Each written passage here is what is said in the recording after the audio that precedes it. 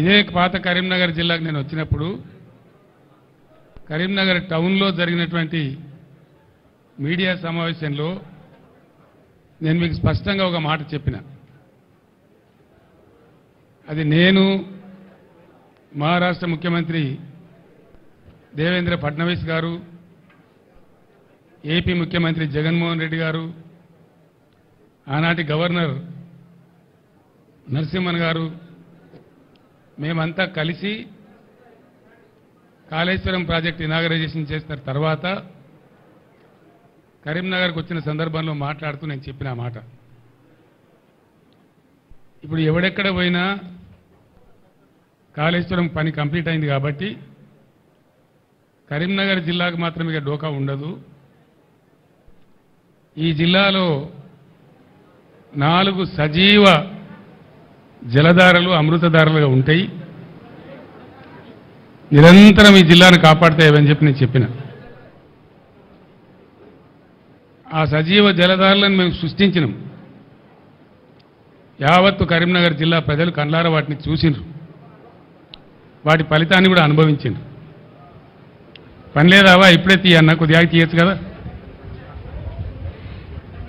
పక్కన పెట్టాయా బాబు, ఎందుకయ్యా అది ఎవరు తెచ్చినారు, అది పక్క పెట్టే తీసేయి.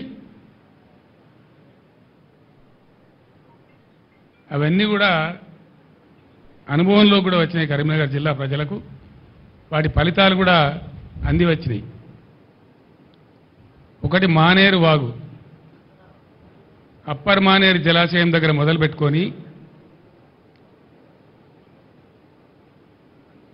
అన్నారం బ్యారేజ్లో గోదావరి దగ్గర కలిసే వరకు నిరంతరం నీళ్లతో కలకల్లాడేటువంటి చెక్ డ్యాంలతోని, ఇంటర్మీడియట్ డ్యాంలతోని, కాళేశ్వరం నీళ్లతోని కలకల్లాడుతూ ఉంటుంది అని చెప్పినా దాన్ని చూసిన కళ్ళార ప్రజలు గత 5 ఏళ్ళు 6 ఏళ్ళు. రెండవ జలధార వరద కాలువ, దశాబ్దాల తరబడి పెండింగ్ ఉన్న వరద కాలువను కంప్లీట్ చేయడమే కాకుండా శ్రీరామ్ సాగర్ పునరుజ్జీవ పథకం అనే పేరుతోని ఆ వరద కాలువనే రిజర్వాయర్గా మార్చి 1.5 టీఎంసీల నీళ్లు సంవత్సరం పొడవుతా నిండా ఉండేటట్టు చేసినాం.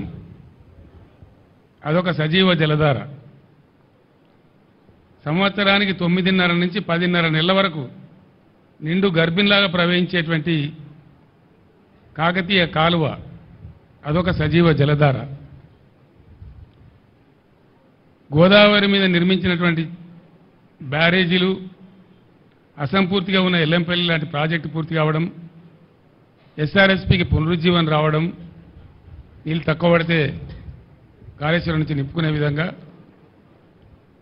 గోదావరి నది 200 కిలోమీటర్ల పాటు నిండు జలాలతోని గర్భిణిలాగా ఉండేటువంటి అదొక సజీవ అమృతధార. ఈ 4 దారలు ఏ విధంగా నిండి ఉండెనో గత 5 ఏళ్ళు 6 ఏళ్ళు ప్రజలు ఏ విధంగా వాటి ఫలితాలు అనుభవించినరో యావత్తు ప్రజానీకానికి తెలుసు.